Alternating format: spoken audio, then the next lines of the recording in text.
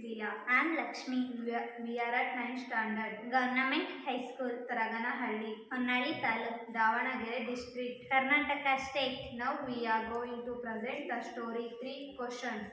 Written by Count Leo Tolstoy.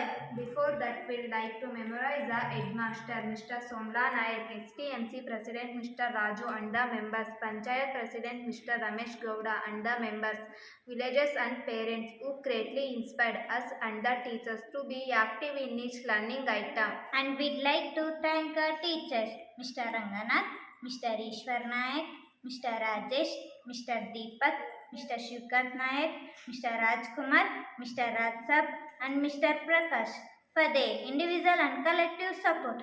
Thank you. Bhumika, Sahana, Yogeshwari. the thought came to a certain king that he would never fail if he knew 3 things. What is the right time to begin something? Who should a king listen to?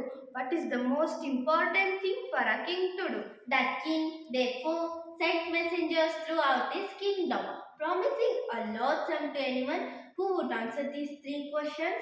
Many wise men came to the king, but they all answered his questions differently. In reply to the first question, some said the king must prepare a timetable and then follow it strictly. Others said that it was impossible to decide in advance the right time for doing something. The king should do whatever seemed necessary at the time. Yet others said king needed a council of wise men who would help him act at the proper time. But then others said that there were some things which could be urgent. These things could not wait for the decision of the councils.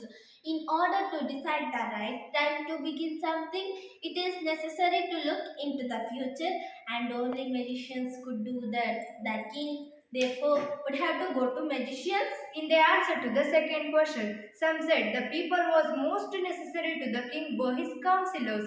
Others said priests. A few others chose doctors, and yet others soldiers were the most necessary. To the third question, some said attack, others chose fight, and yet others religious worship.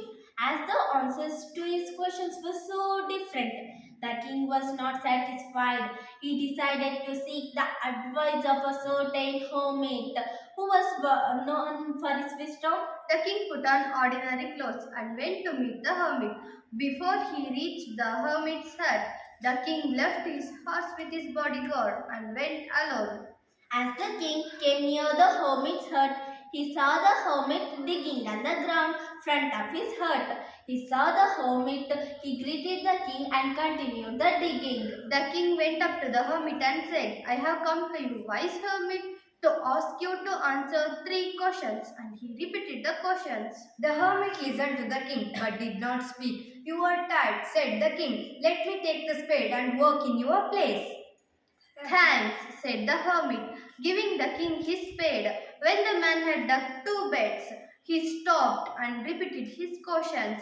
The hermit gave no answer. 1 hour passed, then another. The sun went down behind the trees. The king stuck the spade into the ground and said, I came to you, wise man, to get answers my questions. If you can give no answer, tell me, so and I will return home. Here comes someone running, said the hermit. The king turned around and saw a bearded man running towards them. His hands were pressed against his stomach, from which blood was non-stop flowing. When he reached the king, he fainted and fell to the ground. The king and the hermit removed the man's clothing. He found a large wound in his stomach. The king washed and covered it with his handkerchief, but the blood would not stop flowing. The king redressed and the wound until at last bleeding stopped. The man closed his eyes and lay quiet. The king, tired by his work and the work he had done, lay down on the floor and slept through the night. When he woke up, it was several minutes before he could remember where he was or who the strange bearded man lying on the bed was. Forgive me, said the bearded man in a weak voice. When he saw that the king was awake, I do not know. You and have nothing to forgive you for, said the king. You do not know me, but I know you. I am that enemy of yours who swore revenge on you because you put my brother to death and seized my property. I had made my mind to kill you on your way home, but the day passed and you did not return. So I left my hiding place and I came upon your bodyguard who recognized me and wounded me. I escaped from him, but I should have died if you had not dressed his wounds. I wish to kill you, and you have saved my life. I will serve you as your most faithful servant. The king was very happy to have made peace with his enemy so easily, and he won him over as a friend, but also promised him forgave his man's property. The king went on leaving the wounded man. The king went out of the hut, looked around for the homemade. The king went up to the homemade and said, "For the last time, I beg you to answer my questions, wise man." You have already been answered, said the hermit. However, been answered, what do you mean? Then that man would attack you. So the most important time is when you were digging the beds.